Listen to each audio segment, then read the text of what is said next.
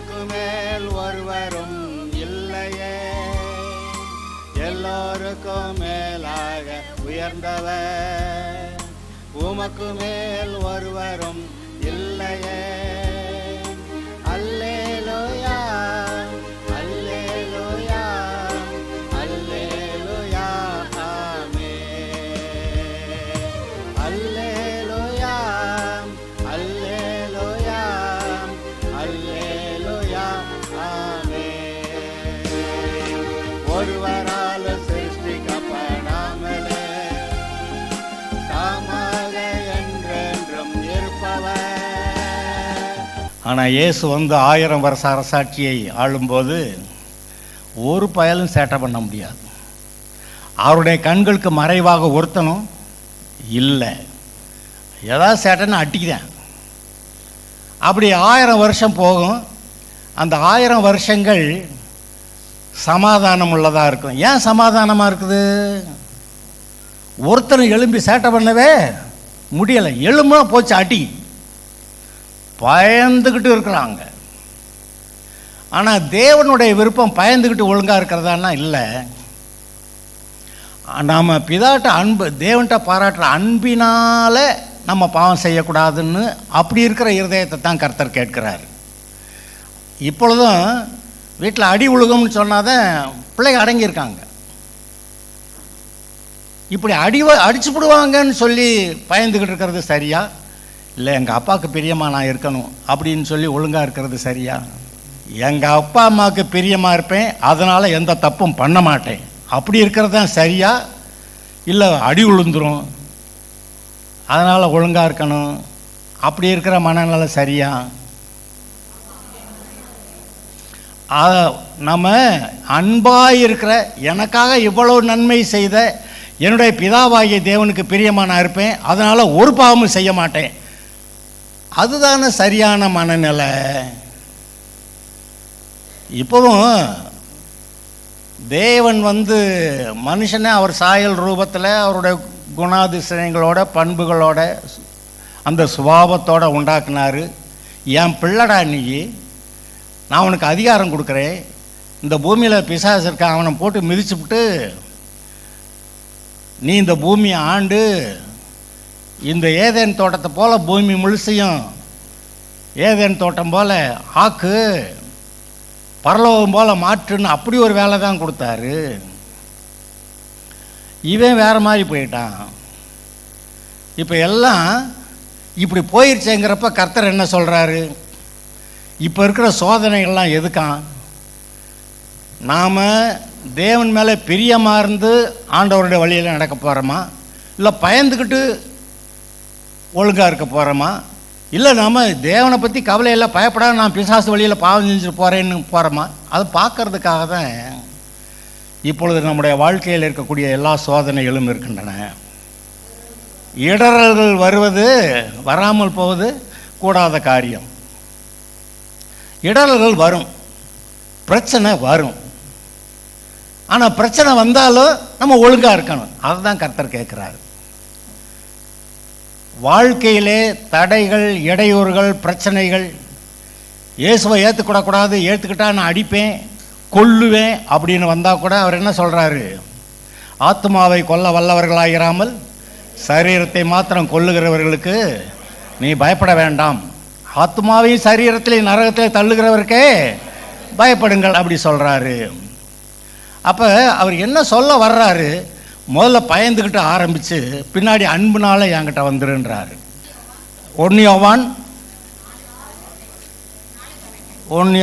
4:18 இருங்க, 17 நியாய தீர்ப்பு நாளிலே நமக்கு தைரியம் உண்டாயிருக்கத்தக்கதாக அன்பு நம்மிடத்திலே பூரணப்படுகிறது. ஏனென்றால் அவர் இருக்கிற பிரகாரமாக நாமும் இவ்வுலகத்தில் இருக்கிறோம். எப்படி இருக்கீங்களா? அவர் எப்படி பரலோகத்தில் இருக்கிறார், அது மாதிரி நீங்கள் இங்கே இருக்கீங்கன்றார். உங்களுக்கு அவருக்கு என்ன வித்தியாசம்? அவர் பரலோகத்தில் எப்படி இருக்கிறாரோ அப்படி நீங்கள் இருக்கீங்க. ஆனால் என்ன, நமக்கு அறிவு இல்லை, நம்ம எப்படி இருக்கிறோங்கிற நமக்கு அறிவு இல்லை. நம்ம யாரை மாதிரி இருக்கோம், யாரால் பிறந்தோம், யார் நம்மளை பெற்றெடுத்தது, நம்ம இந்த உலகத்தாரையே பார்த்துக்கிட்டு இருக்கிறதுனால தேவன் நம்மை பெற்றெடுத்தார். அவரை விசுவாசித்து ஏற்றுக்கொள்ளுகிறவர்கள் எத்தனை பேர்களோ அத்தனை பேர்களும் தேவனுடைய பிள்ளைகளாக முடியும் அவர்களுக்கு அதிகாரம் கொடுத்தார். அவர்கள் மாம்சத்தினாலாவது இரத்தத்தினாலாவது மாம்ச சித்தத்தினால பிறவாமல் தேவனாலே, நீங்கள் தேவனாலே பிறந்தவர்கள்னு சொல்லிக்க நம்ம அட்ரஸை கேட்டால் அந்த ஊர் அந்த எங்கள் அம்மா அப்பா அது அப்படி இப்படியே வாழ்க்கையை சொல்லிவிட்டு கடைசியில் இயேசுவை ஏற்றுக்கிட்டேங்க, நான் தேவனுடைய பிள்ளையாக இருக்கேன். கடைசியில் இதுவா அல்லது முதல்ல இதுவா? உங்களுக்கு முன்பாக நிற்கிறது எது? பாருங்கள், அவர் இருக்கிற பிரகாரமாக நாம் இவ்வுலகத்தில் இருக்கிறோம். அன்பிலே பயமில்லை.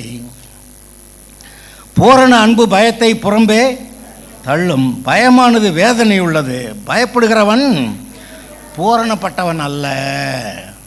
அப்போ இந்த பூமியில் இப்போ இருக்கிற வாழ்க்கையில் கர்த்தருக்கு பயப்படாமல் இருக்கணும்னா என்ன தான் செய்யணுமா? பயந்துக்கிட்டு தப்பு பண்ணக்கூடாது. அப்புறம் கொஞ்ச நாள் ஆன ஒருபாடு, நான் எதுக்கு தப்புன்னு, எங்கள் அப்பா அம்மா அவ்வளோ மேன்மையாக பரலோகமே வச்சுருக்கேன், எனக்கு இவ்வளவு நன்மை வச்சுருக்கிறாரு, நான் என்னத்துக்கு பாவம் செய்யணும்? அது பிசாசு கூட சேர்ந்துக்கிட்டு அந்த பாவம் செய்யணும், அது எனக்கு வேண்டாம். நான் கர்த்தரிடத்தில் அன்பு கூறுகிறேன், ஆதலால் நான் கர்த்தருக்கு பிரியமாய் பாவம் இல்லாமல் தேவனுக்கு பிரியமானதை செய்து தேவனுக்கு சித்தமானதை செய்து நான் வாழப்போகிறேன் அப்படின்னு தீர்மானிக்கிறது தானே சரி. ரெண்டு விஷயம். ஒன்று, கர்த்தர் அடிச்சு விடுவாருன்னு சொல்லி தப்பு பண்ணாமல் இருக்கலாம்.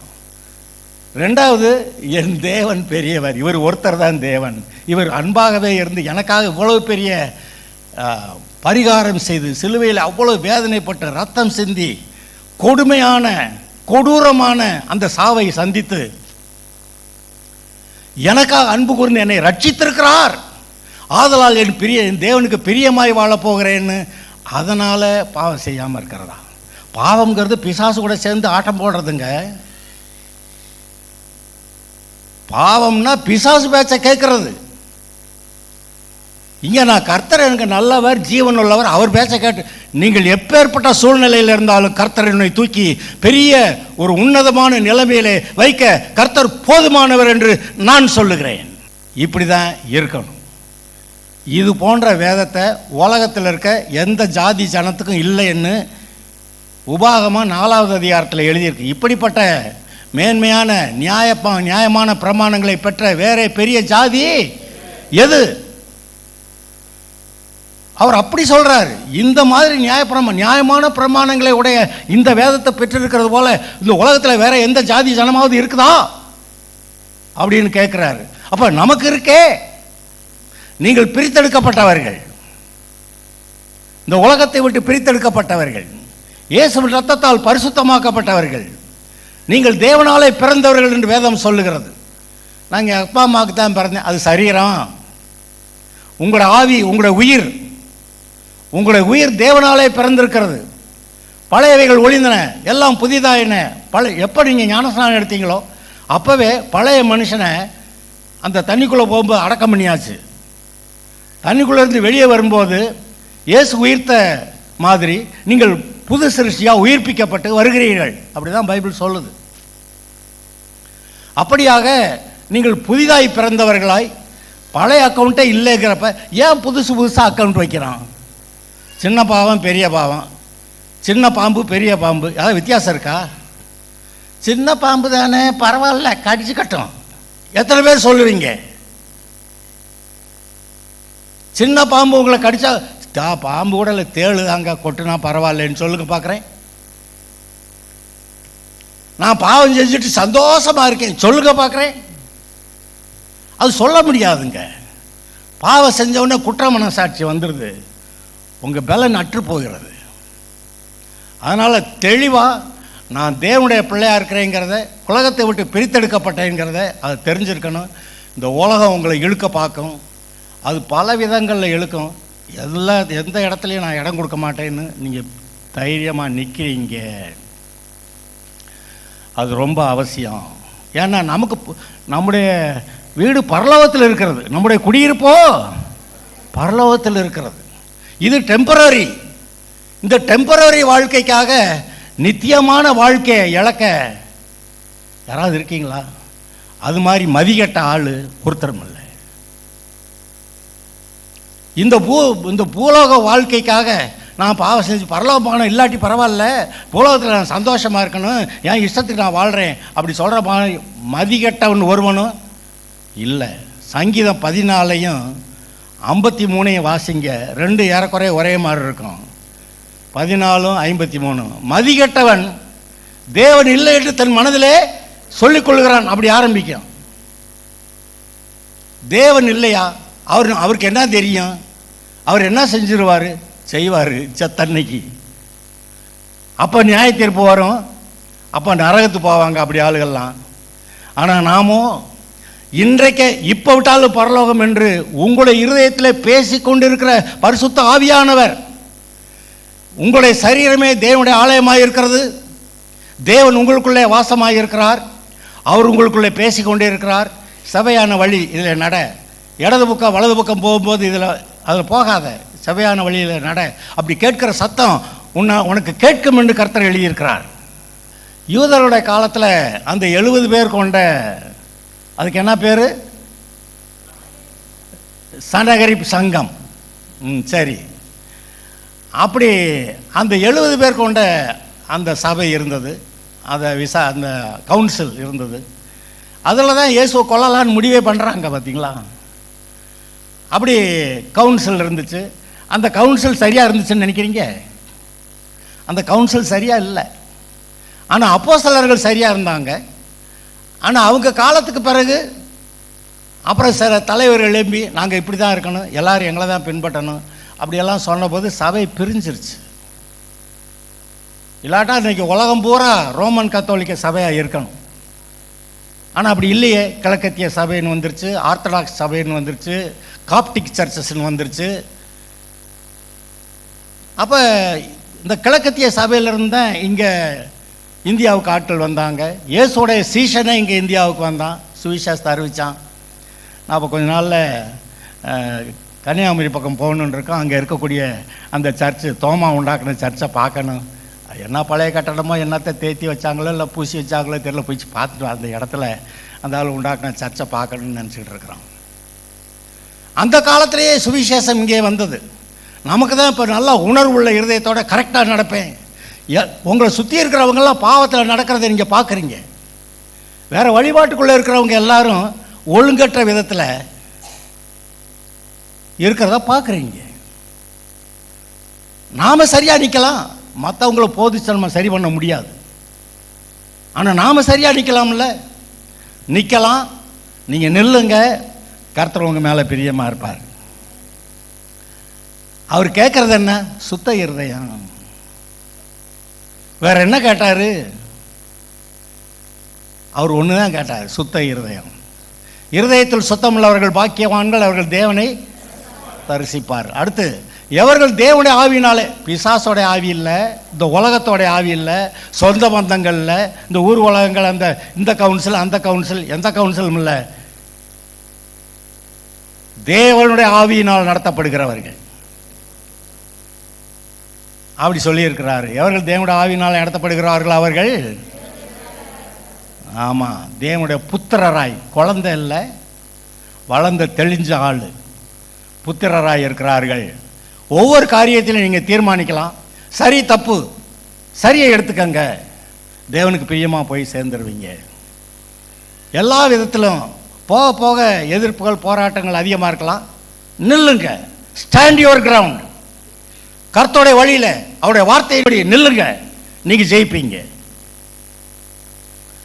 கர்த்தர் உங்களோடு கூட இருக்கிறார், யாவையும் செய்து முடிப்பார். இப்போ இது என்ன சொல்ல வந்தேன்? இப்போ ஒரு காரியம் சொன்னேன். பிசாசுக்கு பயந்துக்கிட்டு சிலர் அதை கும்பிட்டுறேன்னு போகிறாங்க, தெரியுமா உங்களுக்கு? அதை கும்பிடாமல் விட்டுட்டா நமக்கு ஏதாவது கேடு பண்ணிடும்னு உங்கள் எல்லாருக்கும் அட்லீஸ்ட் தெளிவாக வயசு 40-50 வயசு வந்தவங்களுக்கு கட்டாயமாக தெரியும். இதை கும்பிடாம விட்டால் நமக்காக பிரச்சனை பண்ணிடணும். அதனால் அதுக்கு ஒரு திருவிழா கொண்டாடிடு, ஒரு பண்டிகை கொண்டாடிடு, அதுக்கு செய்ய வேண்டியதை செஞ்சிரு. அப்போ என்ன அர்த்தம்? நீ சொல்கிறத கேட்குறேன், எனக்கு ஒன்றும் பிரச்சனை பண்ணாத, அப்படிதானே அர்த்தம். அந்த பொல்லாத ஆவிக்கிட்ட போய் எனக்கு பிரச்சனை கொடுக்காத, நான் உனக்கு சொன்னபடி கேட்குறேன்னு சொல்கிறது அது சரியா? அதே பொல்லாத ஆவி. அதுக்கு பயந்து இன்னைக்கு உலக மக்கள் எல்லாமே, ஏறக்குறைய உலக மக்கள் எல்லாருமே, இந்த ரட்சிக்கப்பட்ட கர்த்தருடைய பிள்ளைகளை தவிர மீதி எல்லாம் அது என்னமா செஞ்சு விட்டுரும் அப்படி பயந்து.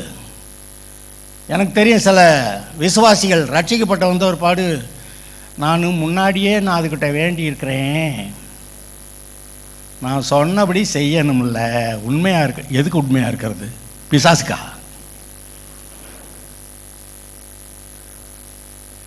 ஐ டோன்ட் நோ.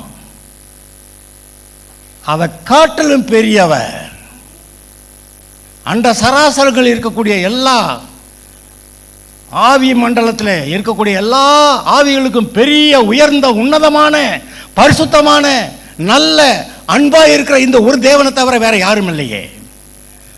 அந்த பிசாசு என்ன செஞ்சிருமா? செய்ய முடியாது. சத்துருவின் சகல வல்லமை மேற்கொள்ள நான் உனக்கு அதிகாரம் கொடுக்கிறேன். உனக்கு விரோதமாக உண்டாக எந்த ஒரு ஆயுதமும் வாய்க்காது. அது உங்களை மேற்கொள்ள முடியாதுங்க. நீங்க அதை மேற்கொள்ளலாம். இயேசுவின் நாமத்தில் நீங்க அதை மேற்கொள்ளலாம், ஜெயிக்கலாம். கர்த்தர் உங்களோட கூட இருக்கிறார். எழும்பி பிரகாசிக்கிறது நம்ம தான். தூங்கிக்கிட்டே இருக்க முடியாது. எழும்பி பிரகாசிக்க வேண்டும். கர்த்தருக்காக வாழ வேண்டும். நான் இன்னைக்கு இந்த சாதாரண பூமியில் இருக்க இந்த குடும்பங்கள் கூட கொஞ்சம் உயர்ந்த மதிப்புள்ள குடும்பங்களாக இருந்தால் அந்த மரியாதையை கெடுத்துக்கிற மாட்டாங்க. மரியாதை கெடுற மாதிரி ஒரு வேலையை செய்ய மாட்டாங்க. இந்த உலகத்தில் இருக்கிறவனே அப்படி இருப்பான்னா, நீங்கள் தேவாதி தேவனுடைய குடும்பத்தில் இருக்க பிள்ளைகள், தேவனுடைய குடும்பத்துக்கு கெட்ட பேர் உண்டாகிற மாதிரி நம்ம எதை செய்ய முடியும்?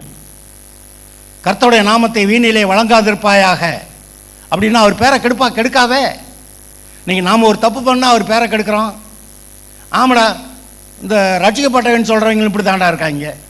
அப்படி பேச்சு வந்தால் அவருக்கு கேவலம்.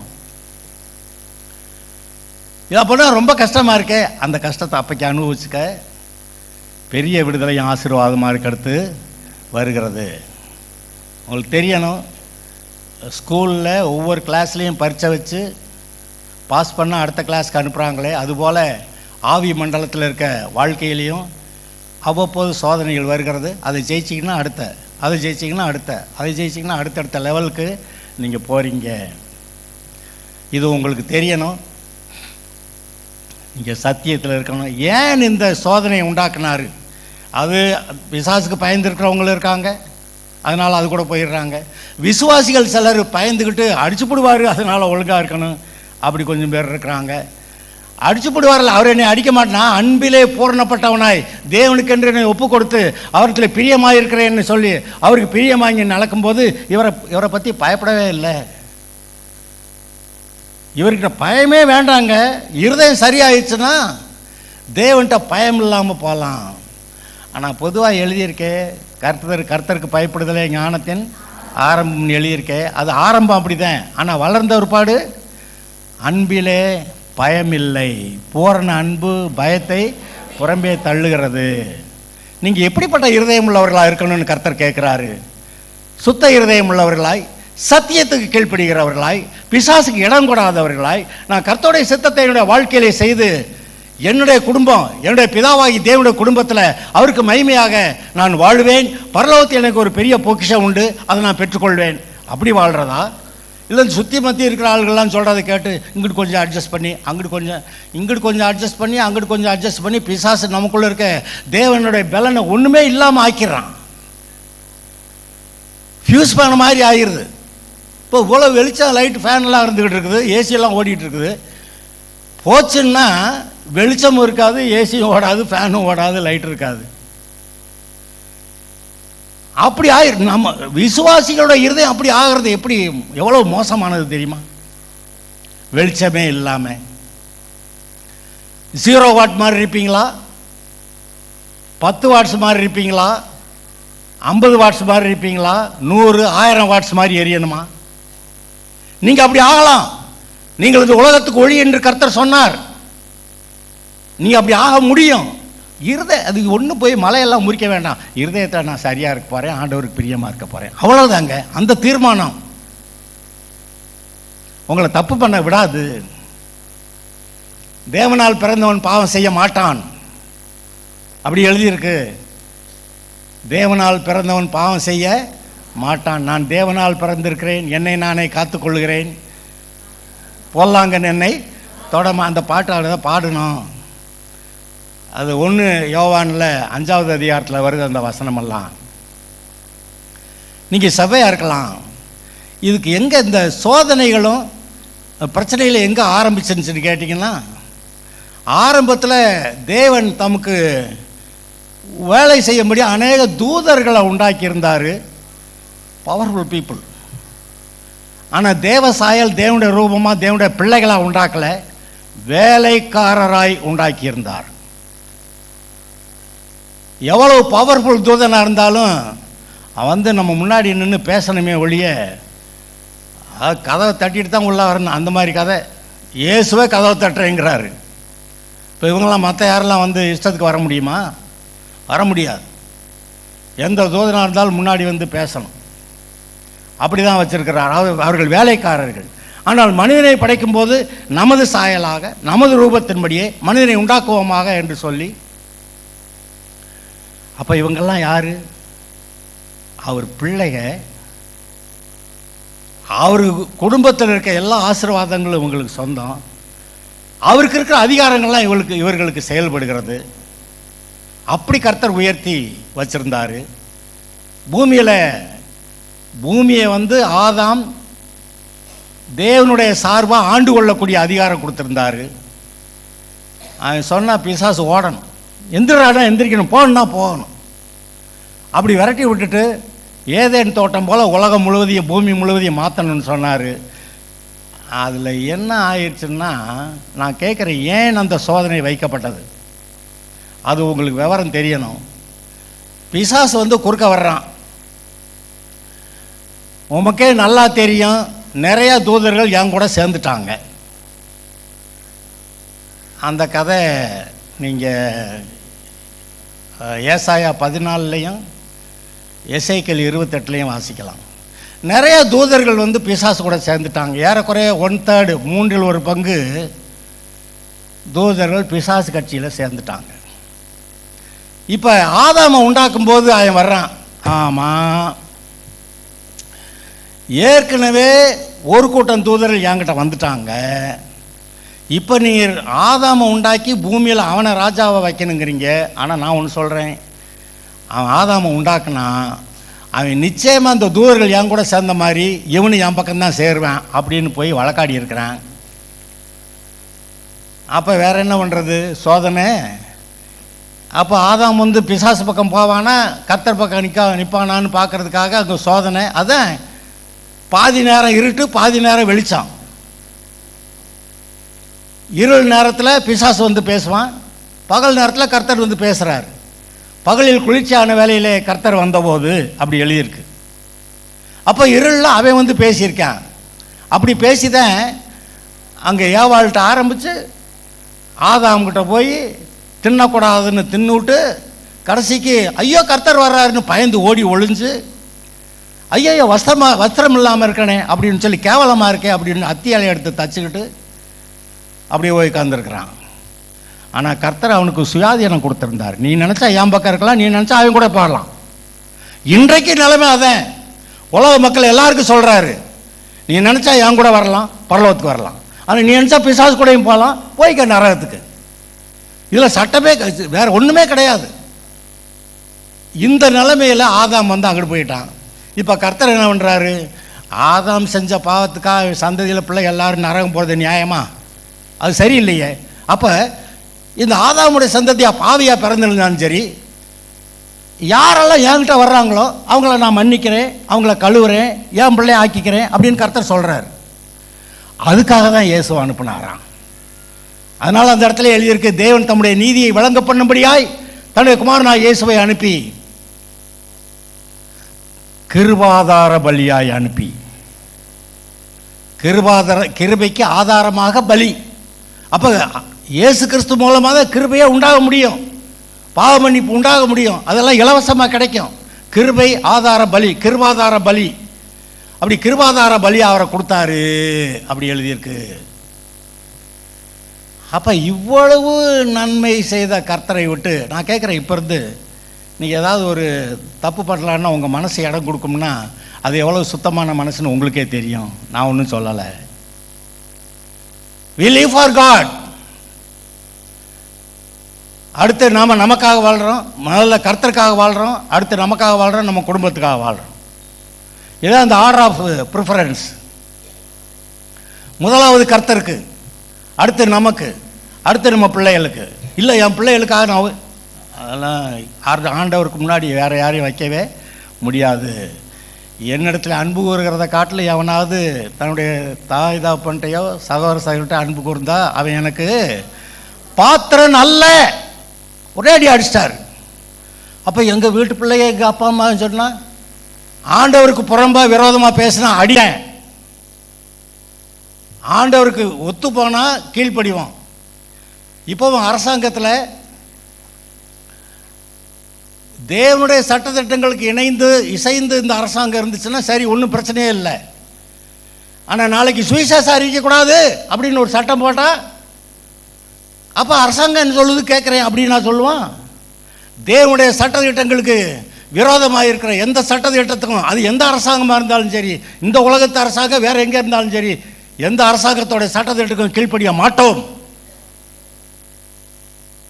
எங்கே தேவனுடைய சட்டத்துக்கு விரோதமாய் பூமிக்குரிய சட்டம் வருகிறதோ அது தேவையில்லை என்று அதை நிராகரித்து, அதனால் என்ன வந்தாலும் பரவாயில்லைன்னு ஆண்டவருடைய சட்டத்திட்டங்கள் நடப்பதே சரி.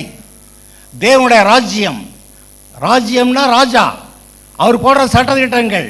இன்றைக்கு நமக்குள்ளே தேவனுடைய ராஜ்யம் இருக்கிறது. கர்த்தர் நமக்குள்ளே பேசுகிறார், இது ரைட்டு, இது தப்பு, இதை செய்ய, இதை செய்யாத. வேற எங்கேயோ சொல்லலைங்க. எல்லாம் நிறைய பேர் ஜோசியம் சொல்கிறவங்ககிட்ட தீர்க்க தரிசனம்னு சொல்லிட்டு அவன் ஜோசியம் சொல்கிற மாதிரி சொல்லிக்கிட்டு இருக்கிறான். ஒரு ஆள் தீர்க்க தரிசனம் சொல்கிறத கேட்டேன் நான், இப்படி ஒரு கேவலமாக தீர்க்க தரிசனம் சொல்கிறத விட சும்மா இருக்கலாமேன்னு. ஆனால் அந்த சொல்லிட்டே இருக்கிறான். ஒரு தடவைக்கு 4 தடவை டிவியில் போட்டுருந்தா இப்படி நான் சொல்லியிருக்கேன்றான். எப்படி கேவலமான தீர்க்க தரிசனமாக சொல்ல, வெட்டணும் துண்டுன்னு சொல்லணும். என்ன சொன்னார்? பெரிய கற்கள்லாம் பார்க்குறீங்களே அப்படின்னா இவர் ஒரு கல்லின் மேல் ஒரு கல்லிராதபடி போயிரும்னார். போயிடுச்சு. அப்படி சொல்கிறது தான் சரி. சும்மா அங்கே இப்படி பார்த்தீங்களா, அப்படி இப்போ பழுத்த பழத்தை பார்த்தீங்களா, காய பிஞ்ச பார்த்தீங்களா, இப்படி எல்லாம் ஒன்றும் சொல்லக்கூடாது. கர்த்தர் உங்களுடைய உள்ளத்தில் பேசுகிறார். நான் சொல்கிறேன், பலவிதமான சபைகள் உண்டு, அதற்கான தலைவர்கள் உண்டு. அந்த தலைவர்கள் சரியாக இருந்தால் அந்த சபை ஆசீர்வதிக்கப்பட்டது. அந்த சபை தலைவர்கள் எந்தெந்த இடத்துல கொஞ்சம் ஒழுங்கற்று இருக்கிறார்களோ அந்த சபையும் அப்படி தான் ஒழுங்கற்று இருக்கும். ஆனால் பைபிள் எப்படி எழுதியிருக்கிறாருன்னு பார்த்தீங்கன்னா, ஏதோ 10 பேர் சேர்ந்து இதுதான் சரி அப்படின்னு சொல்லி அப்படி ஒரு சபையை ஸ்தாபிக்கிறதுக்குள்ள அந்த பழைய ஏற்பாடும் புதிய ஏற்பாடும் இந்த புஸ்தகங்கள் எல்லாம் ஒன்று சேர்க்கறது பார்த்தோம்னா கர்த்தர் அற்புதமாக செஞ்சுருந்துருக்கிறார். இவ்வளவுதான் பைபிள், இதுக்கு மேலே கிடையாது அப்படி சொல்லியிருக்கிறாரு. இந்த பைபிளில் ஏதோ ரொம்ப அப்படி படித்தவங்க இப்படி படித்தவங்க தான் அவங்களுக்கு விளங்கும்னு கர்த்தர் சொல்லலை. இருதயத்தில் சுத்தமுள்ளவர்கள் பாக்கியவான்கள். நீ படிச்சிருந்தாலும் படிக்காட்டி, ஏழையோ பணக்காரனோ யாராக இருந்தாலும் இந்த பைபிள் விளங்கும்ன்றார். நான் பேசுகிறேன், உங்களுக்கு விளங்கும்ன்றார். பைபிள் தனிப்பட்ட ஒவ்வொரு மனிதனுக்கும் எழுதப்பட்டது. ஆனால் அந்த காலங்களில் பைபிள் வரலை. அதனால் கர்த்தர் நேரடியாக மனசாட்சியில் பேசிக்கிட்டு இருந்தார். இப்போ பைபிளும் சேர்ந்து வந்திருக்குது. எவரிடத்தில் அதிகமாய் கொடுக்கப்பட்டிருக்கிறதோ அதிகமாக எதிர்பார்க்கிறார். நமக்கு அதிகமாய் கொடுக்கப்பட்டிருக்கிறது. நீங்கள் வசனங்களை நல்லா கேட்கக்கூடிய இடத்துல இருக்கிறீங்க. கேளுங்க, ஆராய்ந்து படியுங்கள். அவர் சொல்கிறாரு, வேத வாக்கியங்களை ஆராய்ந்து பாருங்கள், அவைகளால் நித்திய ஜீவன் உண்டென்று அறிவியர்களை. என்னை குறித்து இந்த பைபிளில் இயேசுவை குறித்து சொல்லியிருக்கான், பாருங்கன்றார். அல்லேலூயா. சரியா இருக்கலாமா? பாவத்துக்கும் பிசாசுக்கும் டாட்டா சொல்லிடலாமா? போகிற போக்கில் ஏன்னா வரப்போகிறேன் இந்த கூட்டத்தில் அந்த கூட்டத்தில், அப்போ ரெடியாக வர்றேன்னு அர்த்தம். அப்போ அவன் என்ன சொல்லணும்? இந்த உலகத்தின் அதிபதி வருகிறான், அவனுக்கு இடத்துல ஒன்றும் இல்லை. சொல்லுவீங்களா? நிற்கலாமா? வாழ்ந்தாலும் கர்த்தருக்கு, செத்தாலும் கர்த்தருக்கு. அல்லேலூயா. என் ஜெபம்.